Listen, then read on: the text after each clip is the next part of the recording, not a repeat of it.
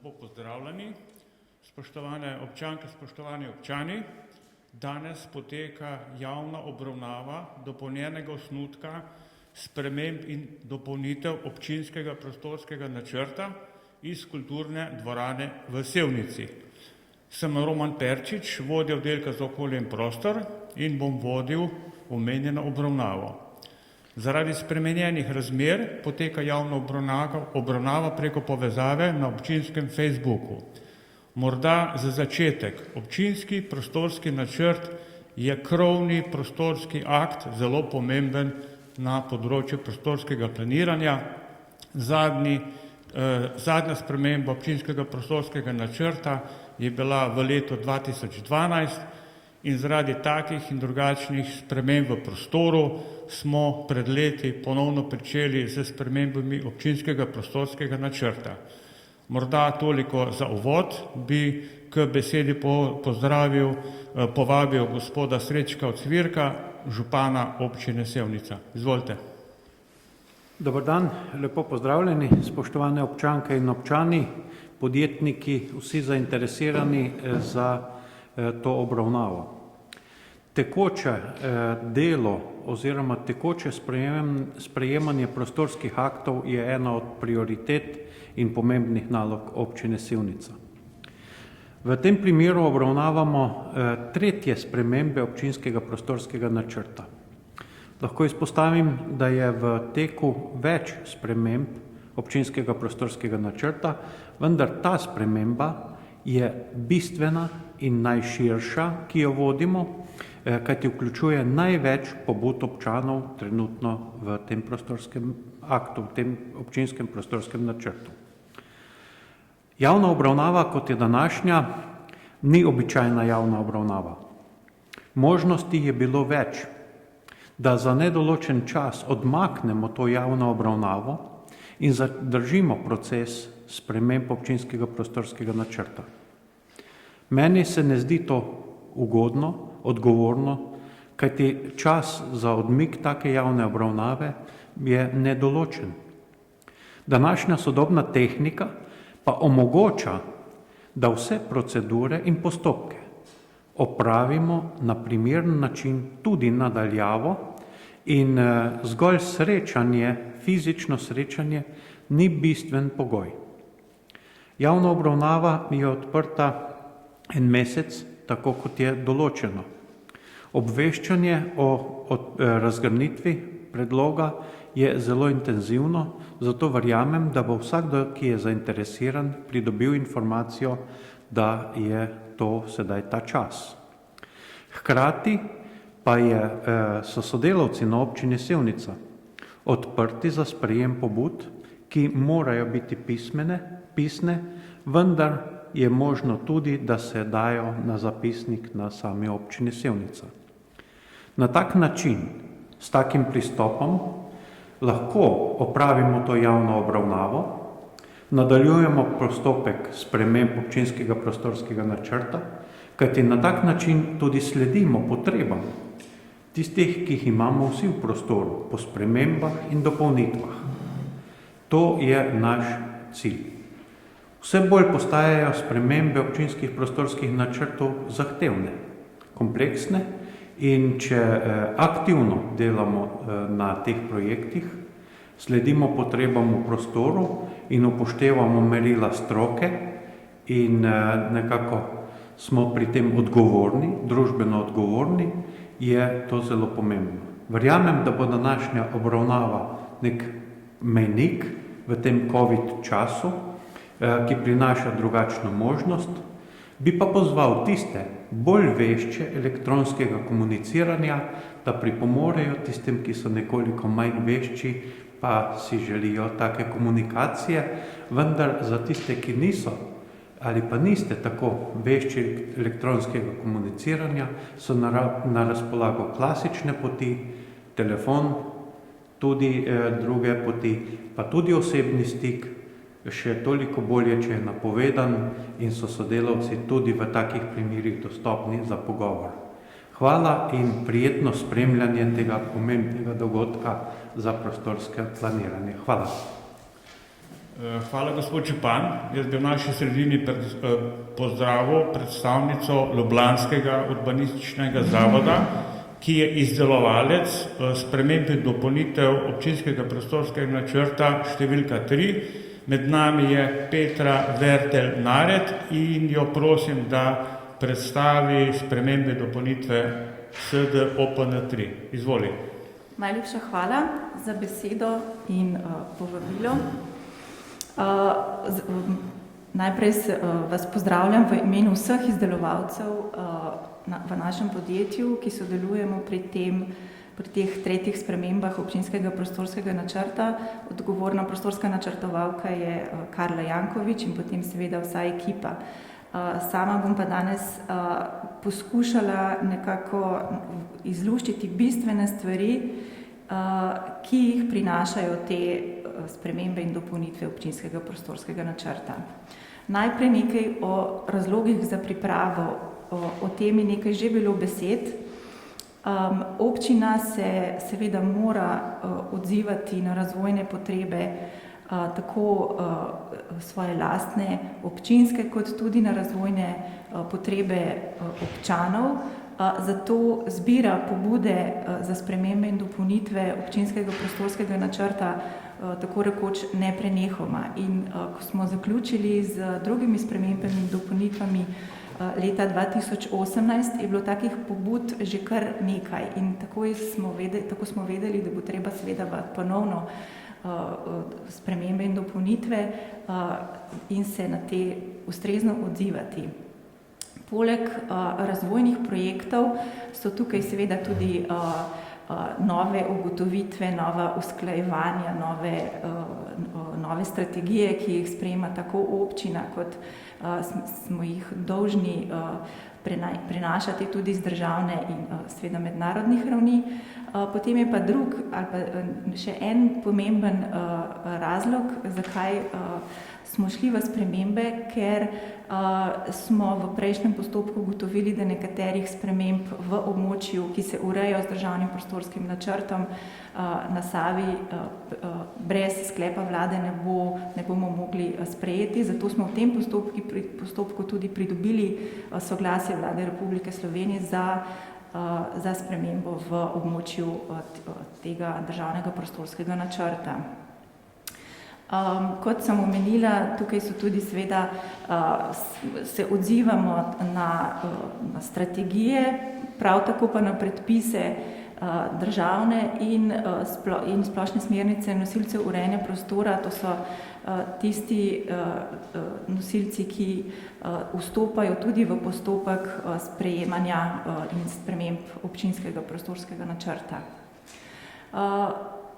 Omenjeno je bilo že, da se s temi spremembami obravnava celotno območje občine Sevnica, zato je to zelo pomemben postopek. Spremembe so pa tako v tekstualnem in grafičnem delu in zajemajo tako strateški kot izvedbeni del OPN-ja. Nekaj na kratko o postopku priprave. Sklep za začetek priprave tretjih sprememb je župan sprejel maja 2018. To je bilo še pred uporabo novega ZUREP-3, tako da se ta postopek pelje še po stari zakonodaji in se izvaja po rednem postopku priprave prostorskega akta. Osnova za izdelavo teh sprememb so seveda vse prejšnje spremembe in seveda osnovni OPN, ki je bil sprejet leta 2012. Kot rečeno, druge pomembnejše spremembe so bile v letu 2018. Lansko leto je bila manjša sprememba tudi že uveljavljena, no v letošnjem letu smo pa pač na pragu priprave predloga občinskega prostorskega načrta. Začnemo s tem, da najprej pregledamo vse pobude, ki jih poda zainteresirana javnost in razvojne pobude občine in kot rečeno vsa izhodišča, kot sem jih že prej predstavila. Izdelali smo najprej osnutek, tega smo posredovali nosilcem urejanja prostora v prva mnenja, na katera smo tudi dobili odzive in na njih in v sklopu tega se ugotovi, ali je treba izvesti za ta postopek celovito presojo vplivov na okolje. No, v primeru teh sprememb je Ministrstvo za okolje in prostor oktobra 2020 izdalo odločbo, da CPVO ni potrebno izvesti, torej da postopka celovite presoje vplivov na okolje v tem postopku ne izdelujemo. Oktobra je bil tudi potem izdelan dopolnjeni osnutek, ki ga sedaj javno razgrinjamo. Javna razgrnitev je, kot že rečeno, namenjena sodelovanju javnosti, zato da lahko podate pripombe in seveda se občina na te pripombe potem tudi odzove. Sledi priprava predloga OPN-ja in ta predlog se ponovno pošlje nosilcem urejanja prostora in potem bomo pridobili druga mnenja in v tem naslednji fazi nas čaka kar tesno usklajevanje z nosilci urejanja prostora. Še nekaj majhnega o tem, kako je OPN sploh zgrajen. Torej, vključuje strateški del in izvedbeni del občinskega prostorskega načrta. V strateškem delu so določeni konceptualni in razvojne usmeritve, izvedbeni del je pa že na parcelo natančno določena smer razvoja in dopustne rabe, vse, kar je dopustno pač na parceli zgraditi, recimo. Določa se namenska raba prostora, določa se prostorske izvedbene pogoje in tudi način urejanja, ki je lahko tudi s podrobnimi prostorskimi načrti, recimo OPPN in tako dalje. Obvezen ali pa sestavni del OPN-ja so tudi priloge, vendar o tem danes pač ne bomo govorili. Danes se bomo skoncentrirali predvsem na izvedbeni del OPN. Torej, prva faza izdelave občinskega prostorskega načrta je seveda bilo vrednotenje pobud občanov. Pri tem je treba izpostaviti, da se pri vrednotenju upoštevajo merila v skladu s predpisi iz urejanja prostora in da so bili tudi v tem postopku, kot seveda v vseh prejšnjih, upoštevana skladnost s cilji prostorskega razvoja občine Sevnica, upoštevanje varstvenih in varovalnih omejitev v prostoru in seveda urbanistična merila in možnosti opremljanja zemljišč za gradnjo. Če je bilo pri vrednotenju pobud ugotovljeno, da posamezna pobuda ustreza tem merilom, potem so bile pobude uvrščene v osnutek. Na podlagi prejetih prvih mnenj nosilcev urejanja pobude so bili posamezni pobudniki tudi pozvani za dopolnitev svojih pobud, recimo z obrazci kmetijsko-svetovalne službe, dokazilo o pravnih dovoljenjih in tako naprej. Nekaj na kratko o teh merilih, ki jih seveda moramo upoštevati pri vrednotenju in smo jih tudi sedaj. Res na kratko, če bo še koga potem bolj natančno zanimalo, kako se to vrednoti, mislim, da je občina na voljo, da pove, lahko pa tudi mi pri tem pomagamo. Torej, bistveno je, da so spremembe, ki jih izvajamo v tem OPN-ju skladne s cilji prostorskega razvoja, kot sem že rekla, in to so tiste bistveno izhodišča, ki jim je občina zavezana. Torej, trajnostni razvoj, kakovost bivalnih razmer, prostorska usklajena razmestitev dejavnosti v prostoru, da ima prenova obstoječega prednost pred gradnjo novega, Hkrati je treba seveda ohranjati kulturno dediščino, naravne vrednote, varstvo okolja in seveda ohranjati in razvijati potenciale za razvoj turizma, rekreacije, kmetijstva, gospodarstva, oskrbe z vodo, komunalne infrastrukture in tako dalje.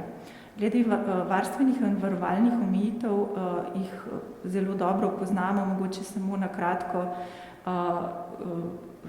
Velik vir, ki ga je treba seveda čuvati in na tem se tudi seveda gradi razvoj, tudi v občini Sevnici so kmetijska zemljišča, potem so pa tudi ostali varovalni kriteriji, ki jih upoštevamo, recimo gozdovi, vodni viri, poplavna območja in tako naprej, kulturna in naravna dediščina.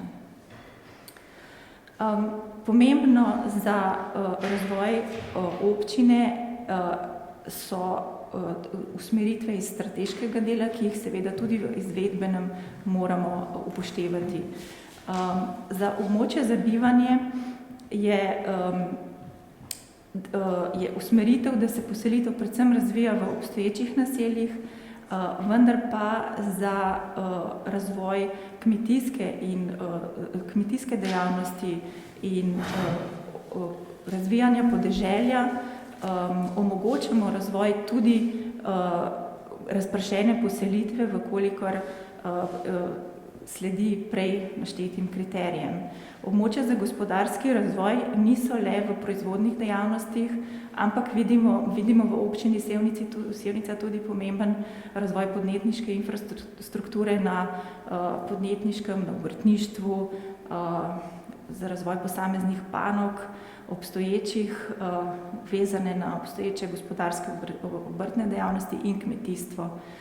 En velik segment je razvoj turizma, tudi v Sevnici se tega seveda zavedamo in zato je kar nekaj sprememb tudi na tem področju z poudarkom na spodbujanjem razvoja podeželja, trajnostnim naravnim razvojem turizma, posodobitev turistične infrastrukture in z ohranjanjem naravne in kulturne krajine. Za območja za razvoj gospodarske javne infrastrukture pa seveda z posodobitvijo obstoječe komunalne in prometne infrastrukture.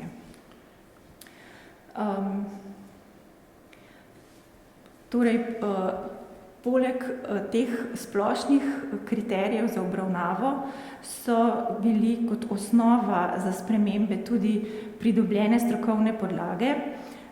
Ena od pomembnejših je bila recimo tudi dopolnitev vinogradniškega območja na območju občine, to je novo 32. območje vinogradniško, to je območje Stražberg. In potem so še ostale strokovne podlage, ki se nanašajo na nekatera pomembna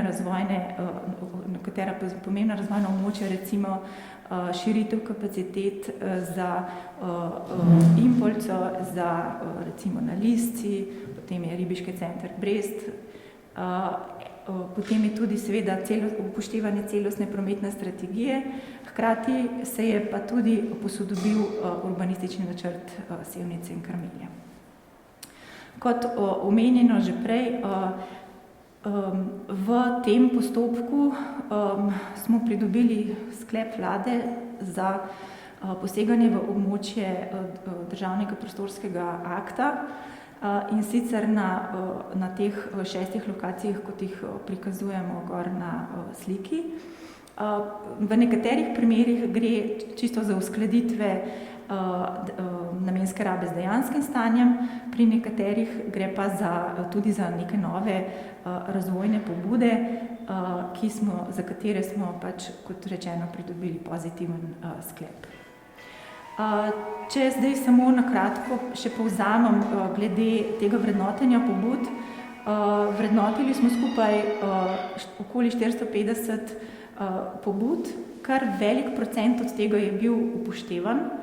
61% pobud smo upoštevali, saj smo ugotovili, da so pomembne za razvoj dejavnosti, recimo za gospodarstvo, za kmetije, turizem, vinogradništvo. Gre pa tudi kar nekaj za uskladitev s stanjem, z upravnimi dovoljenji ali pa z veljavnimi prostorskimi akti. Nekatere, približno 20%, so v tej fazi postopka delno ali pogojno upoštevane. Recimo, da je pobuda bila sprejemljiva le na delu predlaganega območja ali pa da so bile potrebne dodatne ali so še potrebne dodatne utemeljitve in bo treba potem v nadaljevanju postopka to še bolj razdelati ali utemeljiti. Samo 20% pobud je takih, ki se v tem postopku ne upoštevajo, ker bodisi ni skladna s kriteriji za vrednotenje, ki sem jih predstavila, s cilji prostorskega razvoja, z varstvenimi cilji oziroma s predpisi in ostalimi kriteriji. Dodatno smo uskladili še dejansko stanje, glede na dejanske podatke, recimo ceste in kmetijska zemljišča. In zdaj, če gremo kar na rezultate, na to, kar vas verjetno najbolj zanima, v grafičnem delu izvedbenega dela OPN je bilo kar 1300 poligonov sprememb, to je kar veliko, ne? Zdaj malo nekaj o statistiki, kakšni tip sprememb so to bile. Največ je bilo sprememb iz primarne rabe v primarno, iz gozda v kmetijsko.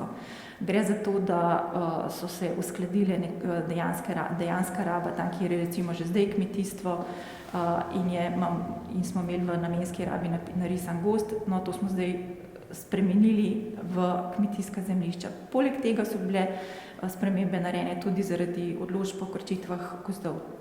Torej, teh sprememb je bilo večino. Potem znotraj stavbnih zemljišč, torej, da smo neko namensko rabo znotraj nekega naselja spremenili v drugo, je bilo 14. To, da smo pa res posegali z novo poselitvijo, z novimi stavbnimi zemljišči na kmetijska ali gozdna zemljišča, no teh je bilo pa 32%, torej iz primarne rabe v stavbno zemljišče je bilo 32%. Tukaj je treba opozoriti, da nekatere spremembe, ki jih lahko tudi vidite na spletni strani občine oziroma na objavljene napiso, imajo oznako, da bo poseg dokončno usklajen v fazi pridobivanja drugih mnenj. Treba je povedati, da nosilci urejanja prostora podajo svoja mnenja na posege, ki jih mi predlagamo za spremembo. Vsi ti posegi še niso bili usklajeni, vendar bodo morali biti in to v naslednji fazi, v fazi pridobivanja drugih mnenj. Zato v tem trenutku še ni možno zagotoviti, da to, kar vidite, da bo to tudi dokončno sprejeto. Gre skozi naslednjo fazo postopka in šele, ko bo akt zares sprejet, no takrat bomo lahko rekli, da je sprememba res ustrezna in sprejeta. Če se malo pomodim zdaj še pri ključnih spremembah, glede na dejavnosti in začnem z gospodarstvom in turizmom, lahko povem, da smo spremenili tisto namenske rabe tam, kjer smo videli možnosti za širitve obstoječih obrtnih, gospodarskih, kmetijskih dejavnosti. Teh je bilo kar nekaj. Predvsem je šlo to za širitve recimo obstoječih kmetij, za širitev obstoječih dejavnosti. Morda ne bi se sprehajala čisto po prostoru, ampak tako, da boste videli približno te rdeče pike na ekranu, so kar lepo zajete po celotni občini.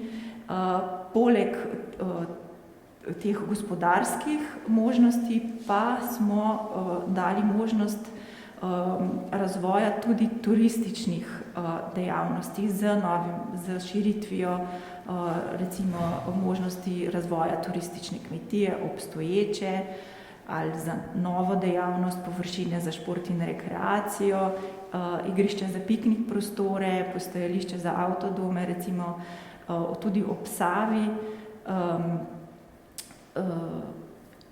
in tako dalje. Mogoče, če bo koga še kaj bolj zanimalo, lahko kasneje še v detajle ali na občini se oglasite. Zdaj samo za kratek pregled generalna slika sprememb. Glede bivanja je treba priznati, da večjih širitev ni. Gre predvsem za zaokrožitve in pa širitve obstoječih dejavnosti, predvsem pa kmetij. Gre tudi za redefiniranje stavbnih zemljišč, torej če smo ugotovili, da nekje stavbno zemljišče ni ustrezno določeno in bi bilo možno v istem sklopu poselitve nekje drugje bolje zagotoviti možnosti za gradnjo, smo to tudi naredili. Gre tudi za nekatere podrobne spremembe namenske rabe znotraj naselij, torej znotraj že obstoječih stavbnih zemljišč. Razpršena poselitev se dovoljuje izključno ali pa predvsem za kmetije, v vinogradniških območjih pa, kot že v prejšnjem postopku, tudi v tem trenutku dopuščamo seveda možnosti za gradnjo zidanic, vendar pa sprememba zidanic v stalno bivanje, v stavbe za stalno bivanje ni sprejemljiva. Kot rečeno, določili smo tudi novo vinogradniško območje na zahodnem robu občine, ki se imenuje Stražberg. Pomembno mogoče izpostaviti je javni interes. Pri občinskem prostorskem načrtu je treba zagotoviti javni interes pred zasebnimi interesi in zagotovo je eden izmed pomembnejših tudi širitev za dejavnosti družbene infrastrukture, kot je recimo dom za starejše občane v Artu za Impolco oziroma tudi v Sevnici podajamo take možnosti, da se v sklopu novo načrtovanega OPPN ob Drožanski cesti umestijo take vrste dejavnosti. Potem tretji, tak večji sklop teh sprememb so bile pa uskladitve, torej nove ceste, neke uskladitve obstoječih rab, kot je daljnovod, pa seveda krčitve gozdova v kmetijske namene, tako kot sem že omenila. Kar se tiče tekstualnega dela, ki je seveda tudi sestavni del OPN-ja, pa se spremembe nanašajo poleg seveda izboljšanje jasnejše opredelitve nekaterih vsebin, kar je vedno znova stvar OPN-jev, pa predvsem uskladitve z določili, z novimi določili, novimi predpisi. V tem času, ko mi izdelujemo ta nov OPN, je začel veljati nov zakon o urejanju prostora, ZUREP3, s svojimi akti in predpisi. Sprejeta je bila tudi uredba o razvrščanju objektov. Poleg tega pa tako občina kot tudi država veliko pozornosti namenja tudi drugim tematikam, kot so recimo trajnostna mobilnost, razvoj turizma, strategije na področju, na različnih področjih in vse to je treba seveda uskladiti z občinskim prostorskim načrtom. V tem trenutku smo seveda v zahtevnih razmerah zaradi tega, ker moramo poskrbeti za zdravje ljudi. Eden izmed mehanizmov, da lahko poskrbimo za zdravje in za zdrav prostor, je seveda občinski prostorski načrt, zato se ta odziva tudi na te razmere.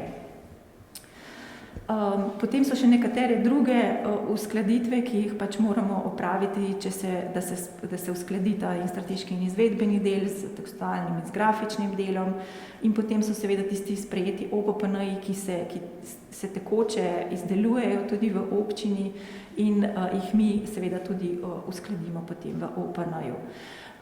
Med tem časom, med drugimi spremembami in tretjimi spremembami je bil so bile sprejete že četrte spremembe za dve manjši območji in zato v tem OPN-ju seveda vključujemo tudi nove četrte spremembe. Gre potem tudi za uskladitev glede na novo pridobljene podatke in OPPN-je. Gre za nekatere nove OPPN-je, ki smo jih določili na podlagi razvojnih pobud, predvsem Ribiški center Brest, turistična kmetija, recimo Gnidica. Potem gre pa tudi za ukinitev nekaterih območij OPPN, kjer ni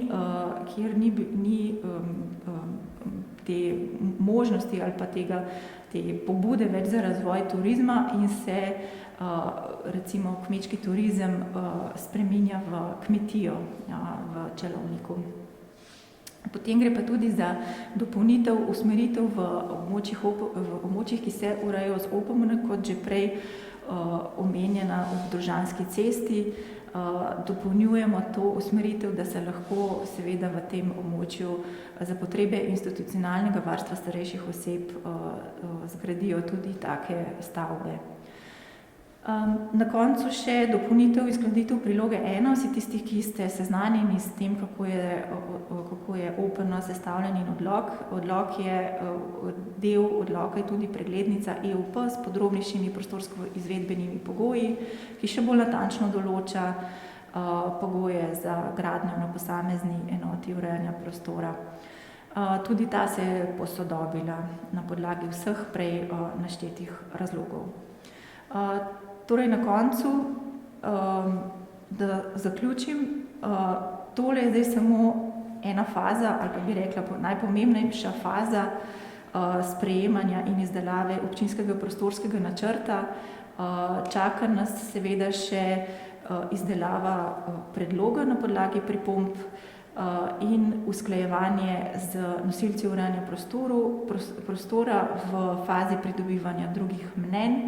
In z optimizmom seveda gledamo na to, da bomo potem zadovoljni lahko na koncu tudi ta nov občinski prostorski načrt sprejeli.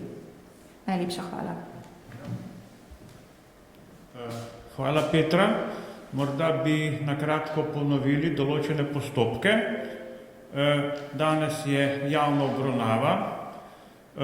Javna razgrnitev je potekala od 26.10. in še poteka do 24.11. Glede omenjenih datumov je občina objavila te termine v Uradnem listu Republike Slovenije, v Posavskem obzorniku, na spletni strani občine Sevnica in tudi na Facebooku občine Sevnica. Zelo pomembna informacija, pisne pripombe lahko občani podajo na obrazcih, ki jih dobijo na spletni strani občine Sevnica.